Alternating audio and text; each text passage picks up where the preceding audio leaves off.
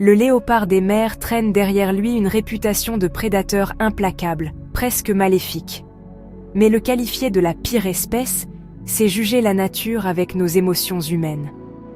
En plongeant dans l'univers du léopard des mers, on découvre une réalité bien plus fascinante que sa légende noire. Qui est ce colosse? Oubliez le phoque placide. Le léopard des mers est un athlète de 600 kilos, une masse de muscles capable d'une intelligence tactique rare. C'est un prédateur apex, du minuscule krill aux poissons et calamars, jusqu'aux manchots et même des jeunes phoques, rien n'échappe au léopard des mers. Donc non, le léopard des mers n'est pas méchant. Le léopard des mers est simplement parfaitement optimisé. Idée reçue, numéro 1. Le léopard des mers tue par plaisir? Faux. Ce qu'on prend pour du sadisme est un entraînement vital, comme nos chats domestiques.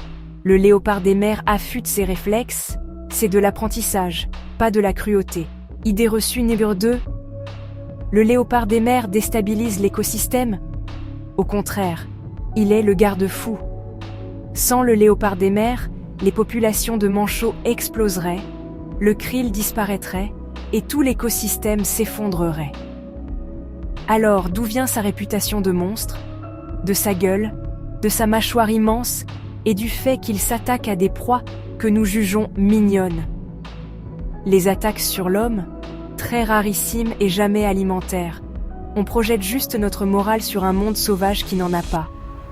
Si vous cherchez une espèce qui tue sans raison et ravage son propre écosystème, ne regardez pas vers l'hémisphère sud, regardez plutôt l'espèce qui a inventé le plastique, les bombes et les réseaux sociaux.